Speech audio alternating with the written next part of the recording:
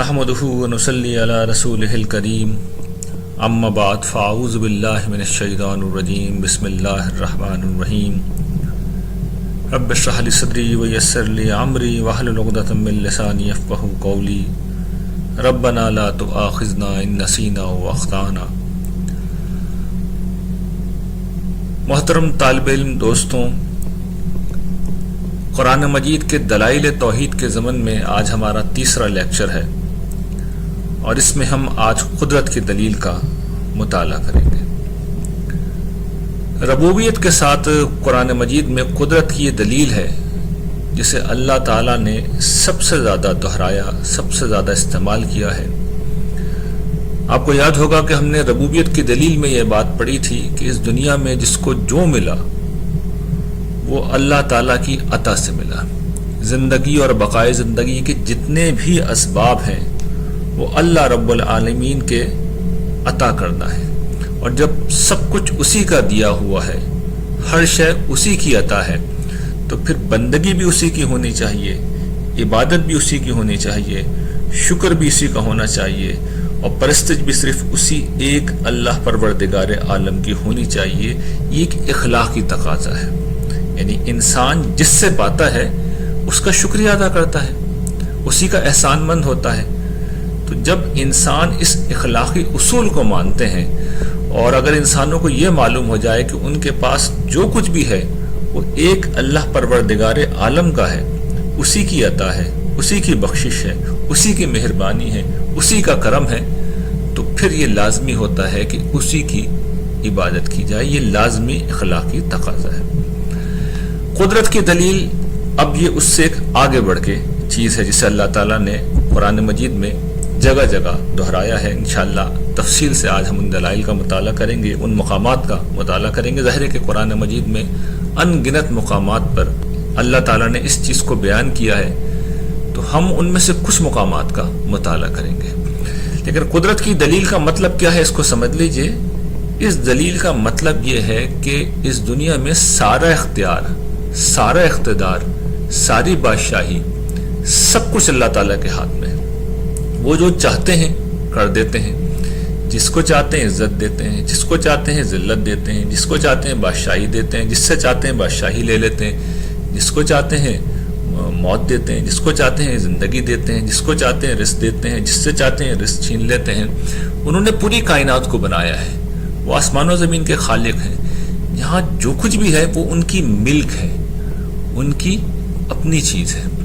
تو سب کچھ جب ان کا ہے، اور جس کو جو ملا ہے اور جو ملے گا وہ انہی کی طرف سے ہے، تو پھر انسان کو ہر مشکل میں اسی کی طرف رخ کرنا چاہیے، اور ہر آسانی کی تلاش میں اسی کے حضور میں پیش ہونا چاہیے۔ یہ قدرت کی دلیل ہمیں یہ بات واضح کرتی ہے۔ اچھا، قرآن مجید نے قدرت کی دلیل کو کئی پہلوؤں سے بیان کیا ہے۔ 3 پہلوؤں سے میں آپ کے سامنے اسے رکھوں گا۔ پہلا جو اس دلیل کا پہلو ہے، یعنی اللہ تعالیٰ کی جو قدرت ہے، اس کا پہلا پہلو کیا ہے کہ یہ قدرت کاملہ ہے۔ یہ ایک پرفیکٹ قسم کی طاقت ہے، اور اس طاقت کو قرآن مجید کس طرح بیان کرتا ہے وہ اب میں ایک ایک کر کے آپ کے سامنے رکھ رہا ہوں۔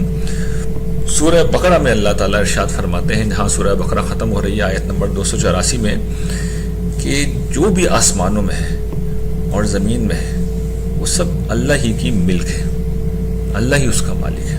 جیسے یہ گھر، فرض کیجئے ہم کسی گھر میں رہتے ہیں، ہم سب اپنے اپنے گھروں میں رہتے ہیں، اور اکثر وہ گھر ہمارا ہوتا ہے، تو جو گھر کا سربراہ ہے، جو اس کا مالک ہے، جس وقت وہ یہ کہے کہ یہ گھر میرا ہے، تو اس کا مطلب یہ ہے کہ گھر میں رہنے والوں کو اس کا حکم ماننا ہوگا، اس کی بڑائی کو تسلیم کرنا ہوگا۔ تو یہ سادہ سا مطلب ہے جب اللہ تعالیٰ کہتے ہیں للہ ما فی السماوات و ما فی الارض، جو کچھ آسمانوں میں ہے اور زمینوں میں ہے وہ سب اللہ ہی کی ملک ہے۔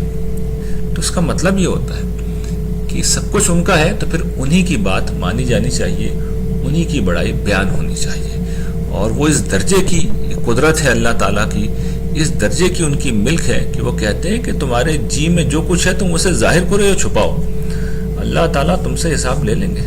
یعنی وہ دلوں کا حال بھی جانتے ہیں، اس درجے میں ان کی قدرت ہے۔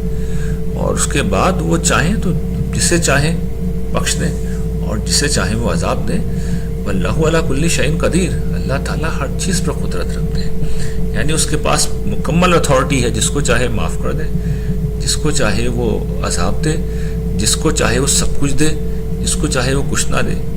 اس کے سامنے کسی کی مجال نہیں کہ کوئی ایک حرف زبان سے نکال سکے. تو یہ قرآن مجید اللہ تعالیٰ کی قدرت کو سامنے لاتا ہے. ایک اور آیت ہے سورہ آل عمران کی، اور یہ تو بڑی مشہور آیت ہے. اللہ تعالیٰ اس میں کہتے ہیں کہ اے نبی کہیے، یہ حضور سے دعا کرا رہے ہیں اللہ تعالیٰ کے. اور دعا میں اب دیکھیے کیا خوبصورت بات فرماتے ہیں، قل اللہم مالک الملک تؤتی الملک من تشاء. اے اللہ ملک کے مالک، بادشاہی کے مالک، تو جسے چاہے یہ بادشاہی عطا کرے. وتنزع الملک ممن تشاء، اور جس سے چاہے تو یہ بادشاہی لے لے. وتعز من تشاء، جسے چاہے تو عزت دے. وتذل من تشاء، جسے چاہے تو ذلیل کرے. بیدک الخیر، تیرے ہاتھ میں تو خیر ہی ہے، تیرا ہر فیصلہ خیر پہ مبنی ہوتا ہے. انک علی کل شیء قدیر. لیکن یہ بات حقیقت ہے کہ تو ہر چیز کی قدرت رکھتا ہے، جو چاہے کر دے. عزت، ذلت، بادشاہی لینا دینا سب تیرے ہاتھ میں ہے. اور اس درجے میں کہ تولج اللیل فی النہار وتولج النہار فی اللیل وتخرج الحی من المیت وتخرج المیت من الحی وترزق من تشاء بغیر حساب. یعنی یہ تیری قدرت کا عالم ہے کہ تو رات کو دن میں داخل کرتا ہے، دن کو رات میں داخل کرتا ہے، اور تو مردے میں سے زندہ کو نکالتا ہے. اور اس کے برعکس بھی معاملہ کرتا ہے کہ مردہ کو زندہ میں سے نکال لیتا ہے، اور جسے چاہتا ہے تو رزق بے حساب دیتا ہے. تو اللہ تعالیٰ کے ہاتھ میں سب کچھ ہے. عزت، ذلت، بادشاہی، لینا دینا، دن کا آنا، رات کا آنا، زندگی، موت، رزق، ہر چیز اس کے ہاتھ میں، ہر چیز اس کے ہاتھ میں. ایک اور آیت اللہ تعالیٰ ارشاد فرماتے ہیں سورہ آراف میں. اللہ تعالیٰ کہتے ہیں کہ دیکھو تمہارا پروردگار وہ ہے جس نے آسمانوں کو پیدا کیا اور زمین کو 6 دنوں میں اس نے آسمانوں کو بھی پیدا کیا اور زمین کو، اور پھر ثم استوى علی العرش. اب یہ بڑی اہم بات ہے، یعنی یہ جو ایک تصور ہے اللہ تعالیٰ کے متعلق کہ وہ تو فرسٹ کاز ہے، وہ مبدأ اول ہے. پہلی دفعہ انہوں نے پیدا کیا، اس کے بعد وہ کونے میں ہو کے بیٹھ گئے. اب کوئی دوسرے شریک ہیں، کچھ دوسرے لوگ ہیں، زندگی وہ لے رہے ہیں، وہ دے رہے ہیں، رزق ان کے ہاں سے مل رہا ہے، اولاد ان کے ہاں سے مل رہی ہے. تو نہیں، اللہ تعالیٰ کہہ رہے ہیں نہیں، عرش پر بھی وہی جلوہ فرمائے. یہ عرش اصل میں ایک تعبیر ہے، یعنی جس طریقے سے بادشاہت پرانے زمانے میں ہوتی تھی تو بادشاہ عرش پر یعنی تخت شاہی پر بیٹھ کے حکومت کرتا تھا، فرامین جاری کرتا تھا. تو قرآن مجید نے اس تعبیر کو اٹھا لیا اور سمجھانے کے لیے پھر یہ سامنے رکھا کہ حکومت بھی اسی کی چل رہی ہے، حکم بھی اس کا چل رہا ہے، فیصلے بھی اسی کے نافذ ہو رہے ہیں. اور اس درجے میں نافذ ہو رہے ہیں کہ وہ رات کو دن پہ اڑا رہا ہے. وہی جو بات پیچھے ہم نے پڑھی تھی کہ دن رات کا پورا نظام بھی اس کے کنٹرول میں. یہاں اس میں یہ چیز مزید بیان کی، اور بھی جگہوں پہ بیان ہوئی ہے کہ والشمس والقمر والنجوم، کہ شمس ہو، سورج ہو، چاند ہو، ستارے ہوں، یہ بھی سب اللہ تعالیٰ نے پیدا کیے ہیں. اور یہ پیدا کرنے کے بعد مسخراتم بامری، یہ اس کے حکم کی فرما برداری میں لگے ہوئے ہیں، اس کے لیے مسخر ہے. اور پھر سن لو، سمجھ لو، الا لہ الخلق والامر، پیدا بھی اس نے کیا ہے، تخلیق بھی اسی کی ہے، فیصلے بھی اسی کی ہے. جو کچھ ہو رہا ہے اس کی مرضی سے ہو رہا ہے. پیدا کر کے وہ کہیں چلا نہیں گیا ہے، کائنات بنا کے کہیں نہیں چلا گیا، کائنات بھی اسی نے بنائی ہے، فیصلے بھی وہی کر رہا ہے. تبارک اللہ رب العالمین. تو یہ پروردگار کی ہستی قرآن مجید. اس کے بعد پھر ظاہر اس کے تقاضے ہیں ادعوا ربکم تضرعا وخفیا. لیکن جو بات اصل میں کہی گئی ہے کہ اس کو کیوں پکارو گڑ گڑا کے چپکے چپکے، اس لیے کہ سب کچھ اس کے ہاتھ میں، اس کے ہاتھ میں سب کچھ ہے، تو پھر اسی کو پکارنا چاہیے نا. تو یہ توحید کی دلیل ہے جو قرآن مجید بیان کر رہا ہے کہ ساری قدرت اسی کی ہے، ساری طاقت اسی کی ہے، سب کچھ اسی کے ہاتھ میں. پھر قرآن مجید یہ ایک اور مقام ہے سورہ مومنون کا. اللہ تعالیٰ یہاں کچھ سوالات لوگوں کے سامنے رکھ رہے ہیں. اور مشرکین سے پوچھتے ہیں کہ یہ ذرا بتاؤ کہ یہ جو زمین ہے اور جو اس کے باسیاں رہنے والے ہیں، یہ کس کی ملکیت ہے؟ یہ ان کا مالک کون ہے؟ کس کے لیے ہے؟ اللہ تعالیٰ پوچھتے ہیں ان کنتم تعلمون، اگر تمہیں علم ہے تو بتاؤ. تو جواب بھی اللہ تعالیٰ پر خود دیتے ہیں. اور یہ ایسے مواقع پہ دیا جاتا ہے جب اتنا واضح جواب ہے کہ سامنے والے کے پاس کوئی دوسرا جواب ہی نہیں ہے. یعنی یہ جو جتنے بھی مقدمات قرآن مجید پیش کر رہا ہے، ان مقدمات کی اساس کس چیز کے اوپر ہے؟ وہ اس حقیقت کے اوپر رکھی گئی ہے کہ اگر خدا کے سوا کوئی ہے تو لاؤ اسے. اور یہ ہر شخص کو معلوم ہے کہ کوئی نہیں ہے، کوئی نہیں ہے. یعنی جو بھی زمین میں ہے، آسمانوں میں ہے، وہ سب خدا کی ملک ہے. بھئی آپ کہیں گے نا کسی اور کی ملک ہے تو لانا پڑے گا، وہ لائیں گے کہاں سے؟ وہ تو تصورات ہیں۔ قرآن مجید کی آیت میں نے پچھلی دفعہ بھی بیان کی تھی نا کہ یہ کچھ نام ہے، اسم ہے جو گھڑ لیے گئے ہیں، ان کے پیچھے کوئی مسمى موجود نہیں ہے۔ تو خود قرآن مجید جواب بھی دیتا ہے کہ یہ کہیں گے اللہ، تو پھر اللہ تعالیٰ یہ فرماتے ہیں فلا تذکرون، تم یاد دہانی کیوں نہیں حاصل کرتے؟ اور پھر سوال کرتے ہیں کہ کون رب ہے 7 آسمانوں کا اور عرش عظیم کا مالک کون ہے اس کا رب؟ تو اللہ تعالیٰ کہتے ہیں کہ اب یہ کہیں گے سیقولون للہ قل افلا تتقون، تم اس پروردگار سے ڈرتے نہیں ہو جس کے متعلق تم خود مانتے ہو۔ یعنی یہ مشرکین کا بھی معاملہ تھا کہ خدا کا دیکھیں انکار کوئی نہیں کر سکتا ہے، انکار ممکن نہیں ہے، وہ بھی مانتے تھے۔ آج بھی جو لوگ غیر اللہ کو پکارتے ہیں ہمارے اپنے معاشرے میں، ان سے بھی آپ یہ سوالات کر لیجیے تو ٹھیک یہی جوابات آپ کو ملیں گے، ٹھیک یہی جوابات آپ کو ملیں گے کہ نہیں اللہ ہی ہے، اللہ ہی ہے، اللہ ہی ہے۔ اس کے بعد ایک لیکن آتا ہے، اور لیکن سے پھر وہ اپنی کہانی شروع کرتا ہے، لیکن اللہ تعالیٰ نے اسے قبول نہیں کرتا۔ انہوں نے فیصلہ سنا دیا ہے کہ بادشاہ وہی ہے، مالک وہی ہے، اسی نے پیدا کیا ہے، تو اسی کا حکم چل رہا ہے، اسی کی عبادت ہونی چاہیے۔ یہ پھر اللہ تعالیٰ تیسرا سوال کرتے ہیں ان سے پوچھو کہ کون ہے جس کے ہاتھ میں ہر چیز کی بادشاہی، جس کے ہاتھ میں ہر چیز کا اختیار ہے، اور وہ پناہ دیتا ہے، وہ بچا لیتا ہے، اس سے کوئی نہیں بچا سکتا، اس سے کوئی پناہ نہیں دے سکتا۔ تو اس کے جواب میں بھی ظاہر بات ہے کہ وہ ایک ہی جواب ہے، اللہ کے سوا کوئی نہیں ہے۔ تو قرآن مجید اس طریقے سے بھی اس حقیقت کو لوگوں کے سامنے رکھتا ہے۔ اچھا، دلیل قدرت کا ایک دوسرا پہلو بھی ہے۔ قرآن مجید نے ایک تو اللہ تعالیٰ کی قدرت کاملہ کو پیش کیا، اور پھر دوسرا اس پہلو سے بھی کہ اللہ تعالیٰ ہر عجز سے، ہر ضعف سے، ہر کمزوری سے، ہر عیب سے پاک ہے۔ تو اس کی بھی قرآن مجید میں بہت سی مثالیں، چند گنتی کی مثالیں میں آپ کے سامنے رکھ دیتا ہوں۔ آیت الکرسی اللہ تعالیٰ کی قدرت کا بیان، اس کی ربوبیت کا بھی ہم نے پڑھا تھا، یہ بیان ہے الحی القیوم، لیکن یہ الحی القیوم اس کی قدرت کا بھی بیان ہے۔ یعنی وہ سب کو زندگی دے رہا ہے، لیکن اس سے پہلے خود زندہ ہے، اپنے آپ کو زندہ رکھے ہوئے، اور وہ اپنی ذات میں قائم ہے۔ یہ قدرت کا بیان، دوسروں کو زندگی دے رہا ہے، دوسروں کو باقی رکھے ہوئے ہے، یہ اس کی ربوبیت ہے۔ لیکن پہلے تو وہ خود زندہ ہے، اپنے آپ سے زندہ ہے، بغیر کسی کی مدد کے زندہ ہے، بغیر کھانا کھائے، بغیر پانی پیے، بغیر انرجی کے، بغیر توانائی کے، بغیر کسی سہارے کے زندہ ہے۔ یہ اس کی قدرت ہے، اور وہ قائم ہے، باقی بھی ہے، یہ اس کی قدرت ہے۔ لیکن ہم جس کی بات کر رہے ہیں کہ عجز و ضعف سے پاک کرنا، قرآن مجید نے اس میں پن پوائنٹ کر کے بعض چیزیں بتائی ہیں۔ لا تأخذہ سنۃ ولا نوم، اسے نہ نیند آتی ہے نہ اونگ آتی ہے۔ یہ بہت بڑا عجز ہے نا، یعنی نیند انسانوں کی ایسی ضرورت ہے۔ ہمارے یہاں محاورہ مشہور ہے کہ سولی پہ بھی انسانوں کو نیند آ جاتی ہے، اور ظاہر بات ہے نیند ایسی چیز ہے کہ ایک دفعہ جب یہ آ رہی ہو تو پھر انسان کچھ بھی کر لے، انسان جو ہے اپنے آپ کو سونے سے نہیں روک سکتا، ورنہ نیند نہ آئے تو اونگ آئی جاتی ہے، آنکھ جھپکی جاتی ہے۔ تو اللہ تعالیٰ ان دونوں چیزوں سے پاک ہے، اور یہ بڑے عجز کی بات ہوتی ہے، یہ کمزوری کی بات ہوتی ہے۔ اس لیے کہ آپ کو نیند آئی، آپ کو اونگ آئی، آپ غافل ہو گئے، تو کوئی بھی شخص آئے، آپ کا دشمن ہے، آپ کا کام تمام کر سکتا ہے۔ کوئی کیڑا آئے، کوئی سانپ آئے، کوئی بچھو آئے، کوئی بھی موذی جانور آئے، کوئی بھی ایذا دینے والا جانور آئے، کوئی بھی دشمن آئے، وہ ہلاک کر سکتا ہے۔ انسان نیند میں اس طرح غافل ہو جاتا ہے، لیکن اللہ تعالیٰ اس سے بلند ہے، اس سے پاک ہے۔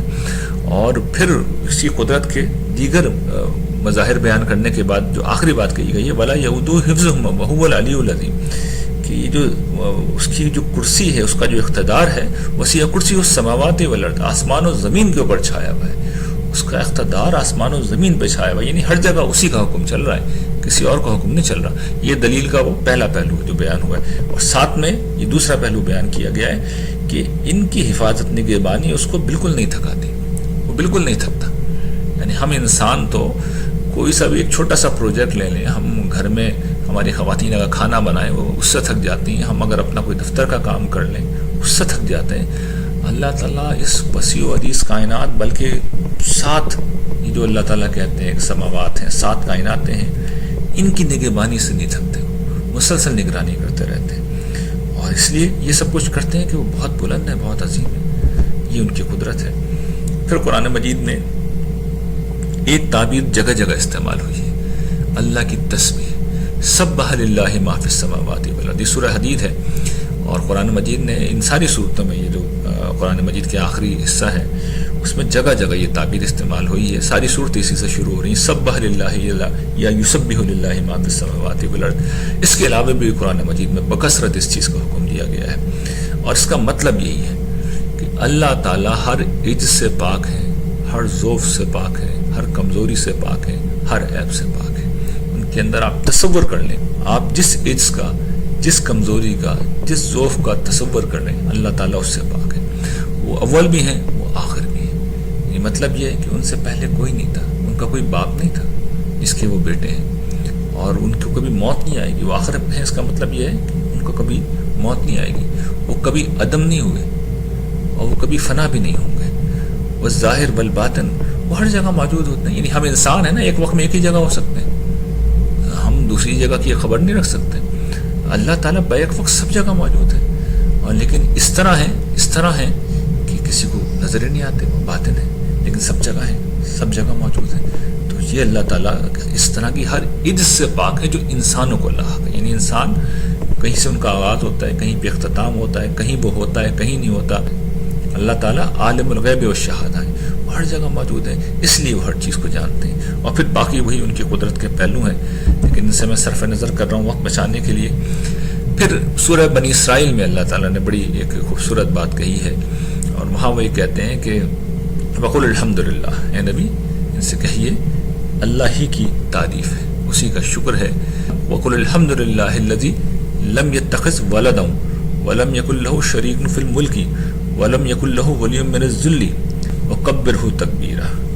فرماتے ہیں کہ نبی کہیے کہ کل تعریف اس رب العالمین کے لیے ہے جس نے کسی کو بیٹا نہیں بنایا، جس نے کوئی بیٹا نہیں بنایا، اور نہ بادشاہی میں کوئی اس کا شریک ہے، اور نہ ہی ذلت میں کوئی اس کا مددگار ہے. مطلب یہ کہ نہ اسے کبھی ذلت، کمزوری، عاجزی پیش آتی ہے کہ اسے کسی مددگار کی ضرورت ہو.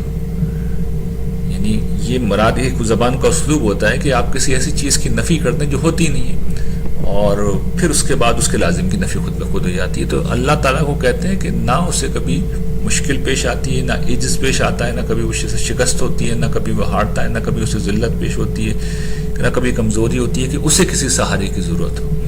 تو نہ اسے یہ صورتحال پیش آتی ہے، نہ اسے کسی کی مدد کی ضرورت ہوتی ہے. کبرہ تکبیرا، اس کی تو بس کبریائی ہی بیان ہوتی ہے ہر جگہ، اور ہمیں بھی اس کی کبریائی ہی بیان کرنی ہے. سورہ اخلاص میں بھی اللہ تعالیٰ نے یہی بات بیان کی ہے کہ اللہ یکتا ہے، وہ اپنی ذات میں بالکل یونیک ہے. تم کوئی چیز جو ذہن میں لا سکتے ہو لاؤ، اس جیسا کوئی نہیں ہے. وہ ایسا اعلیٰ ہے، وہ ایسا پرفیکٹ ہے کہ اس جیسا پرفیکٹ کوئی نہیں ہو سکتا. اس لیے وہ سب کا سہارا ہے، اور نہ وہ کسی کا بیٹا ہے، نہ باپ ہے، کوئی اس کا ہمسر بھی نہیں ہے. تو وہ بڑی ہی یونیک شخصیت ہے، بڑی غیر معمولی ہستی ہے.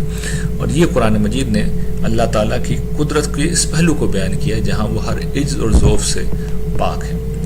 تیسرا پہلو جو اللہ تعالیٰ کی دلیل قدرت کا ہے وہ یہ کہ جن کی تم پرستش کرتے ہو، جن کی تم عبادت کرتے ہو، ذرا ان کو بھی ملاحظہ کر لو گا. دیکھو ان کا معاملہ کیا ہے. اس میں کچھ لوگ تھے وہ جو خدا کے نام پہ حکومت کرتے تھے، گاڈ کنگز. یعنی وہ یہ کہتے تھے کہ ہم خدا کا اوتار ہے، جسمانی ظہور ہے. جیسے فرعون تھا، وہ را دیوتا کا ظہور اپنے آپ کو کہتا تھا. اس طریقے سے نمرود، تو یہ نمرود کا ایک واقعہ قرآن مجید نے بیان کیا ہے کہ حضرت ابراہیم علیہ السلام اس کے دربار میں گئے، اور جو وہاں پہ گفتگو ہوئی تو وہ چونکہ کج بحث کرنے والا آدمی تھا، تو اللہ تعالیٰ کی دی ہوئی حکمت سے حضرت ابراہیم نے اسے کیسے چاروں خانے چت کیا.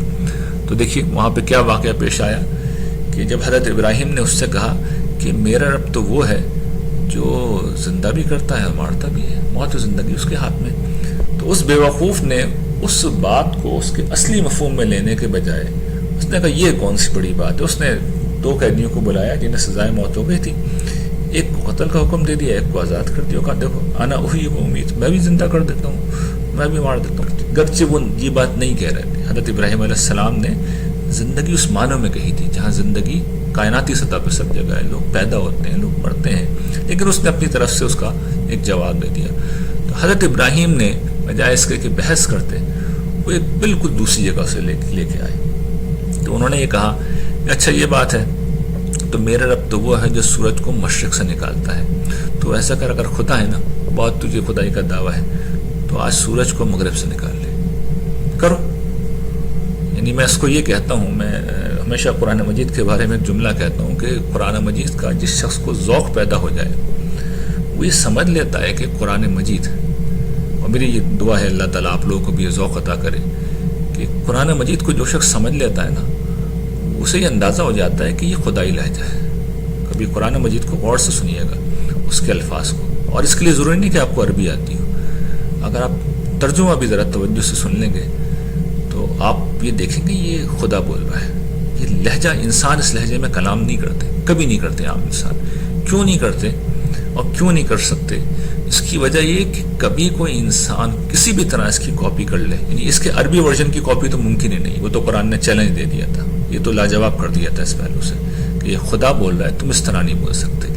لیکن فرض کر لیجیے ہم ترجمے کی بھی بات کر لیں، معنی مفہوم کی بھی بات کر لیں، تو اس کے ساتھ وہی ہوگا جو یہاں نمرود کے ساتھ ہوا تھا۔ اس لیے کہ خدائی لہجے میں آپ خدائی باتیں تو کر لیں گے، اس کو نبھائیں گے کیسے؟ یعنی آپ نے کہہ دیا میں بھی زندہ کر سکتا ہوں، میں بھی کر سکتا ہوں، مار سکتا ہوں، تو اگلا سوال اگر آ گیا کہ سورج، میرے رب سورج کو مشرق سے نکالتا ہے تو مغرب سے نکال لے، تو بھائی یہ کون یہ کام کر سکتا ہے؟ تو خدائی لہجے میں آپ بول تو سکتے ہیں، برے بھلے بول سکتے ہیں، اسے نبھائیں گے کیسے؟ تو یہاں پہ اس کے ساتھ یہ ہوگا، وہ بھی ششدر رہ گیا، وہ بھی حیران و پریشان رہ گیا، اور اس کی خدائی دھڑم سے کم دلیل کے میدان میں تو ختم ہو کے رہ گئی۔ پھر جنوں کے بارے میں اور فرشتوں کے بارے میں، یہ ہر دور میں یعنی شرک کی بڑی قسمیں رہی ہیں نا۔ ایک یہ تھی جس کا میں نے ذکر کیا، خدائی اوتار، انکارنیشن ہوتا تھا۔ ایک یہ کہ جنوں اور فرشتوں کو معبود بنایا جاتا تھا، اللہ کے بیٹے اور بیٹیاں بنایا جاتا تھا۔ تو قرآن مجید یہ سورہ صافات میں کہتا ہے کہ ان لوگوں نے خدا کے بیچ میں اور جنوں کے بیچ میں ایک تعلق قائم کیا، جس سے سورہ انعام میں نیچے آیت نمبر 100 میں نے اس کو بیان کیا ہے کہ اللہ تعالیٰ کے انہوں نے شریک بنا دیا ہے جنوں کو، اس کے بیٹے اور بیٹی بنا دیا ہے، جبکہ حقیقت یہ خلقہم، خدا ان کا خالق ہے، ان کا پیدا کرنے والا ہے۔ یہ تعلق کہاں سے ہو گیا؟ نسب کیسے آ سکتا ہے؟ بیٹا اور بیٹی کا تعلق کیسے ہو سکتا ہے؟ اور پھر قرآن سورہ صافات میں اوپر کہتا ہے کہ وَلَقَدْ عَلِمَتِ الْجِنَّةُ إِنَّهُمْ لَمُحْضَرُونَ، یعنی جنوں کو تو معلوم ہے کہ نافرمانی کریں گے تو پکڑے جائیں گے۔ پھر آگے اللہ تعالیٰ بیان کرتے ہیں سبحان اللہ عما یصفون، کہ اللہ پاک ہے ان کی اس حفاظت سے، یہ جو کچھ بیان کر رہے ہیں، پروردگار کی ذات بلند ہے، پاک ہے۔ جہنم میں جائیں گے یہ جن، سوائے ان کے جو اللہ کے مخلص بندے ہوئے۔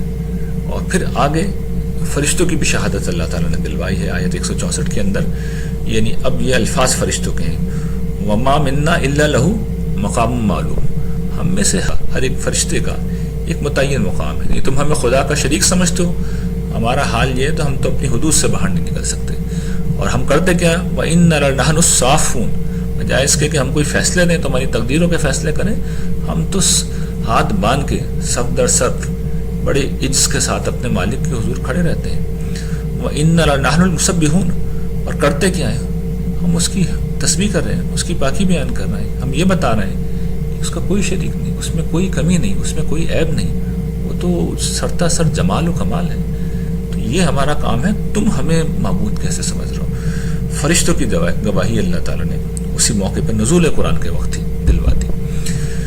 پھر بت پرستی ہوتی تھی بہت بڑے پیمانے پہ، تو اللہ تعالیٰ اس کو بھی بڑی دلچسپ مثالوں سے واضح کرتے ہیں۔ سورہ حج میں اللہ تعالیٰ نے مثال دی ہے کہ لوگوں ایک مثال بیان کی جاتی ہے، اسے سنو۔ یہ جن کو تم اللہ کو چھوڑ کے پکارتے ہو، یہ ایک مکھی بھی پیدا نہیں کرتے، چاہے سب کے سب مل جائے، اور اگر کوئی مکھی ان سے کچھ چھین کے لے جائے، وہ ہوتا ہے نا ان کی جو مٹھائیاں ان کے حضور پیش کی جاتی تھیں، نذرانے چڑھائے جاتے تھے، تو عام طور پر مکھیاں آ جاتی ہیں، اور مکھیاں ایسے مواقع پہ مٹھائی پہ آ کے بیٹھتی ہیں، اور کوئی چھوٹی سی صحیح بات ہے، مکھی کے ہاتھ میں کیا آنا ہے، لیکن جتنا بھی آنا ہے، کتنا ہی چھوٹا حصہ وہ مٹھائی کا اپنے ساتھ لے کے چلی جائے، تو قرآن یہ کہتا ہے اگر مکھی ان سے کچھ لے جائے، چھین لے، تو اسے چھڑا نہیں سکتے۔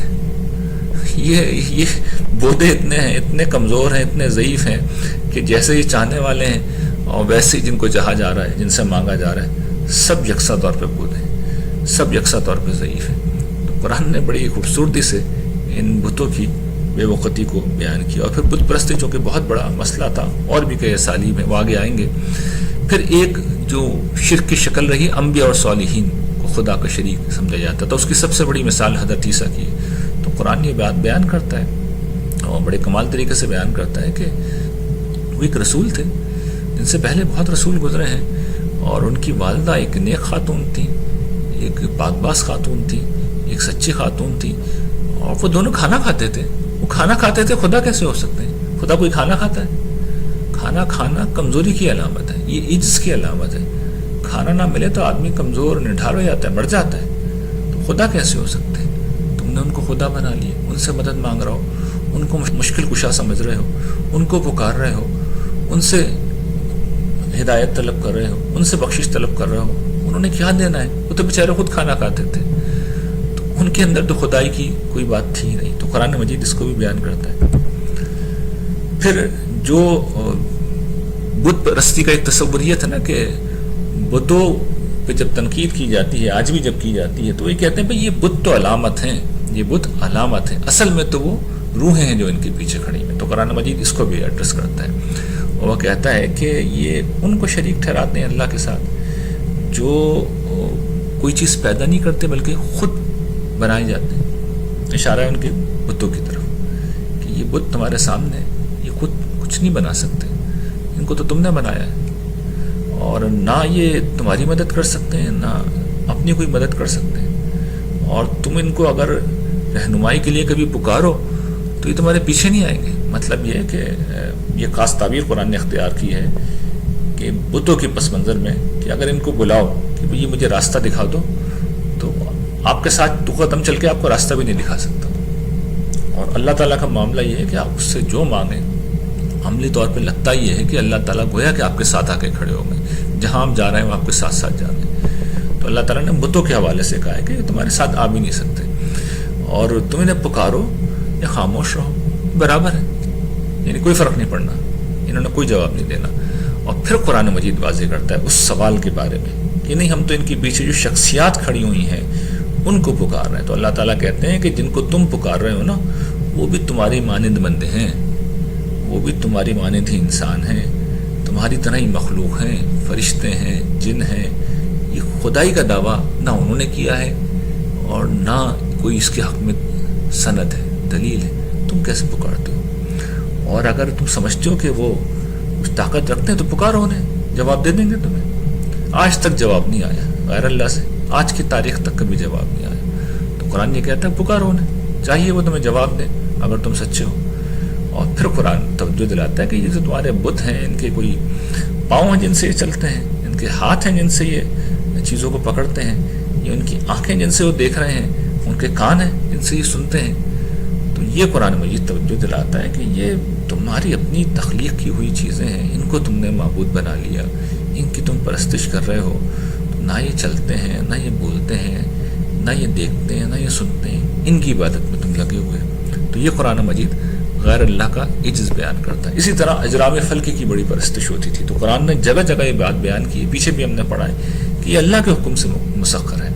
اور پھر سورہ انعام میں ایک واقعہ ہے جو حضرت ابراہیم کا بیان ہوا ہے. کسی موقع پہ انہوں نے اپنی قوم کو درجہ بدرجہ ان کی گمراہی کی طرف توجہ دلائی کہ کس طرح یہ لوگ گمراہ ہیں. تو ایک موقع پہ انہوں نے اپنی قوم سے یہ کہا، جب رات میں تارے چمک رہے تھے، انہوں نے یہ کہا کہ جب اس تارے کو دیکھو تو انہوں نے کہا قال ھذا ربی، انہوں نے کہا یہ میرا پروردگار ہے، یہ میرا رب ہے. اور پھر گویا کہ خود کلامی کے انداز میں کہا. لوگوں نے سنا ہوگا، انہوں نے کہا ہوگا یہ بھئی بہت گمراہ نوجوان تھا، لیکن اب لگتا ہے یہ کچھ راہ راست پہ آ رہا ہے. یہ حضرت ابراہیم کی دعوت کا ایک مرحلہ ہے. ایسا نہیں ہے کہ پہلی دفعہ یہ انہوں نے اپنے سفر کا آغاز کیا ہے، یعنی وہ نبی تھے، انہیں صحیح بات معلوم تھی، لیکن اب وہ اپنی قوم پہ اتمام حجت کر رہے ہیں. تو ایسے ہی انہوں نے کسی موقع پہ خود کلامی کے انداز میں کہا کہ یہ میرا رب ہے. اور پھر کسی موقع پہ دن میں جب وہ تارا نہیں تھا تو انہوں نے کہا فلما افلا قال لا احب الافلین، میں ڈوبنے والوں کو پسند نہیں کرتا. وہ تارا تو ڈوب گیا، میں اس کو رب کیسے بناؤں؟ وہ تو ڈوب گیا. مجھے دن میں اگر اس کی مدد کی ضرورت ہے تو میں اسے کہاں سے پکاروں؟ وہ تو ہے ہی نہیں، چلا گیا، غائب ہو گیا. پھر کسی اور موقع پہ جب پورا چاند روشن تھا، بدر کامل تھا، تو انہوں نے اس بدر کامل کو دیکھا اور کہا کہ ہاذا ربی، یہ ہے میرا رب، یہ ذرا چمکتا دمکتا روشن ہے۔ لیکن ظاہر ہے چاند نے کب تک رہنا تھا، وہ بھی ڈوب گیا۔ ڈوبا تو پھر انہوں نے کسی اور موقع پر اب وہ بات پھر دہرائی، فلما فلم، جب وہ ڈوب گیا، وہ غائب ہو گیا، تو انہوں نے کہا قال لئن لم یہدنی ربی لاکونن من القوم الضالین، کہ اگر میرے رب نے میری رہنمائی نہیں کی تو میں گمراہوں میں سے ہو جاؤں گا۔ انہوں نے اب گویا کہ ایک پوری سٹیٹمنٹ لوگوں کے سامنے رکھ دی اور توجہ یہ دلائی کہ خدا تو وہ ہوتا ہے جو رہنمائی کرے۔ ان کا حال تو یہ ہے کہ یہ ان کا اپنے وجود کے اوپر کوئی اختیار نہیں ہے، نہ اپنی مرضی سے طلوع ہوتے ہیں نہ اپنی مرضی سے ڈوبتے ہیں، تو یہ رہنمائی کیا کریں گے، یہ ہدایت کیا دیں گے؟ اور یہ میں توجہ دلا رہا ہوں آپ کو کہ خدا کے ہونے کا یہ سب سے بڑا ثبوت ہے۔ خدا کو جس وقت آپ پکارتے ہیں ہدایت کے پہلو سے، رہنمائی کے پہلو سے، دیکھیے ایک تو ہے آپ اپنے دنیا کے مسائل کے حوالے سے خدا کو پکار رہے ہیں، اس میں اللہ تعالیٰ اس میں بھی سنتے ہیں لیکن اس میں مصلحت کا لحاظ کر لیتے ہیں، لیکن ہدایت کے پہلو سے جب بھی اللہ کو پکارا جائے گا وہ 100% آپ کی رہنمائی کریں گے، اور یہ بات آج کے دن تک بالکل صحیح ہے، صرف آپ کو مخلص ہونا چاہیے۔ تو انہوں نے پھر اس پر توجہ دلائی، اور پھر کسی تیسرے موقع پر جب انہوں نے سورج کو چمکتا دیکھا تو کہا ہاذا ربی ہاذا اکبر، یہ سب سے بڑا ہے، یہ ہے میرا رب۔ لیکن جب وہ بھی ڈوب گیا تو انہوں نے کیا کہا، قال یا قوم انی بریء مما تشرکون، میں تمہارے شرک سے اعلان برات اختیار کرتا ہوں، اعلان برات کرتا ہوں۔ یعنی یہ اپنی قوم کے اوپر انہوں نے اتمام حجت کیا، اور قرآن مجید نے گویا کہ یہ پیغام دیا ہے کہ جو ڈوبنے والے ہیں، جو چلے جاتے ہیں، وہ رب کیسے ہو سکتے ہیں۔ اور پھر یہ آخر میں یہ جو آج کل کا ایک نظریہ ہے خود بخود تخلیق کا، کہ سب کچھ خود بخود ہو رہا ہے، تو قرآن مجید نے اس کو بھی موضوع بنایا ہے اور پوچھا ہے ام خلق من غیر شیء ام هم الخالقون، یہ سورہ طور ہے کہ یہ بغیر کسی چیز سے پیدا ہوئے، ایسے ہی پیدا ہو گئے، یہ اپنے خالق آپ ہیں۔ دیکھیے یہ ممکن نہیں ہے، یہاں پر اس دنیا میں بغیر کسی کاز کے کوئی افیکٹ نہیں آ سکتا، تو قرآن یہ کہتا ہے خود بخود پیدا ہو گئے یا انہوں نے اپنے آپ کو خود بنایا ہے۔ جب دونوں شکلیں نہیں ہیں، نہ خود بخود پیدا ہوئے ہیں نہ اپنے آپ کو خود بنایا ہے، تو اللہ نہیں بنایا ہے۔ اور پھر اللہ تعالیٰ کہتے ہیں ام خلق السماوات والارض بل لا یوقنون، یا انہوں نے آسمانوں کو پیدا کیا، زمین کو پیدا کیا؟ یہ سوال ہے نا۔ یعنی آج کے دور میں انسانوں نے زندگی کے بارے میں تو ایک نظریہ ڈھونڈ کے لیا ہے، یہ جو نظریہ ہے ارتقاء کا، یہ گویا کہ ایک توجیہ کرتے ہیں، گرچہ اس میں بھی میں نے ساری باتیں سامنے رکھی تھی پچھلے لیکچر میں بھی اور وجود باری تعالیٰ کے دلائل میں بھی، کہ یہ ارتقاء کا یہ نظریہ ہے، یہ ہمیشہ صحیح ڈائریکشن میں کیسے کام کرتا ہے، یعنی یہ ایک بامقصد تخلیق کیسے پیدا کر دیتا ہے۔ آپ کسی گھر کو بنائیں اور فرض کر لیں کہ اینٹیں خود بخود اپنی جگہ جڑتی چلی جا رہی ہیں اور وہ گھر بن سکتا ہے، چلیے مان لیا یہ بات تو کسی نہ کسی طرح، چلیے کتنی بھونڈی صحیح کہ اربوں سال میں اینٹوں کا ڈھیر جمع ہو سکتا ہے، لیکن وہ اس طرح بامعنی انداز میں جمع ہو کہ جہاں کچن بننا ہے وہاں کچن بن جائے، جہاں واش روم بننا ہے وہاں واش روم بن جائے، جہاں منہ ہاتھ دھونا ہے وہاں منہ ہاتھ دھونے کی جگہ ہو جائے، تو یہ کیسے ممکن ہے؟ اس کا مطلب ہے کہ پیچھے سے کوئی گائیڈ لائن دے رہا ہے، یعنی مزدور اگر بنا رہے ہیں، اور مزدور ایسے ہی بناتے ہیں بلا سوچے سمجھے، یہ پیچھے سے آرکیٹیکٹ ہوتا ہے جو رہنمائی کر رہا ہوتا ہے اور وہ بتاتا ہے کہ یہ چیز اس طریقے سے ہوگی۔ تو اگر فرض کر لیجئے کہ ارتقاء کا نظریہ کسی درجے میں کوئی سچائی رکھتا بھی ہے، تو اس میں جو معنویت ہے، اس میں جو مقصدیت ہے، اس میں جو ڈائریکشن ہے، وہ خدا کے سوا کون دے رہا ہے؟ اچھا وہاں پہ تو ہو گیا نا کوئی چیز، یہ آسمان و زمین کی پیدائش کہاں سے آئی؟ اگلا سوال قرآن کا یہی ہے کہ انہوں نے پیدا کیا آسمانوں کو زمین کو، یہ کہاں سے وجود میں آ گئے؟ تو اس کا تو خیر کوئی برا بھلا جواب بھی آج تک انسانیت نہیں ڈھونڈ سکی۔ تو یہ گویا کہ قرآن مجید نے ان سارے پہلوؤں سے ہمیں یہ بتایا ہے کہ اس دنیا میں سارا اختیار، سارا اقتدار، ساری طاقت صرف خدا کے پاس ہے۔ جب اس کے پاس ہے تو اسی کی عبادت ہونی چاہیے، اسی کی پرستش ہونی چاہیے، اسی کی بندگی ہونی چاہیے۔ وآخر دعوانا ان الحمد للہ رب العالمین۔